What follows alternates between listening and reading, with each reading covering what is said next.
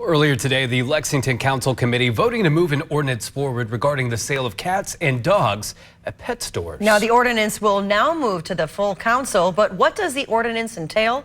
ABC 36's Anna Medina tells us. The reality is most of the puppies on display come from a puppy mill, one of the most depressing and disgusting places on earth.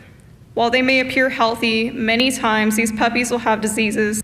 Most families dream of adopting a forever best friend, but for some cats and dogs, their reality can be harsh depending on where they're coming from. It is recommended to adopt and don't shop. And here in Lexington, an ordinance to stop the sale of cats and dogs has garnered approval in the Lexington-Fayette Urban County Council Social Services and Public Safety Committee.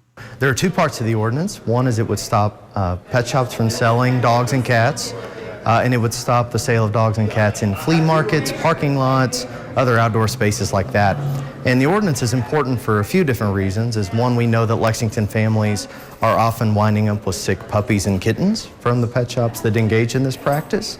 Todd Blevins is the Kentucky State Director of the Humane Society of the United States. He says the ordinance is a way to make Lexington a more humane place. Shelters and rescues in Lexington and elsewhere are in a code red state right now, where they are completely overflowing with animals, and this is an important way to try to address that. During the meeting, Blevins says 2 of the 15 pet stores in the county sell cats and dogs.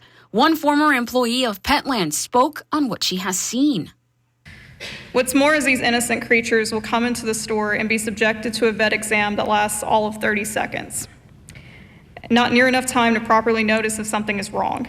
They then go into display cages, sick and clearly suffering, where they are sold to unsuspecting customers. Blevins adding that the ordinance is mainly a deterrent. The way the ordinance is written is it would be a $500 fine anytime a pet shop or a flea market seller, for instance, is found in violation of the ordinance. It would be a $500 fine for every time a dog or cat is sold or offered for sale. Petland's vice president sending an email to ABC 36 and the council members regarding the ordinance that reads in part, quote, "Banning pet stores doesn't stop puppy mills. It fuels them. Eliminating a licensed regulated source opens the floodgates for the black market, unregulated real puppy mills to prey on customers through online portals, Craigslist, local advertising, flea markets, and parking lots. These mills fly under the radar, are not licensed by the state or the USDA, and are not subject to any inspections or standards. We believe responsible independent businesses should be given the right to conduct business in a free market economy. We believe in all consumer protection provisions that customers of a brick and mortar are afforded," end quote. The ordinance now goes to the full council, who will vote on it in the coming months. In Lexington, Anna Medina, ABC 36 News Now.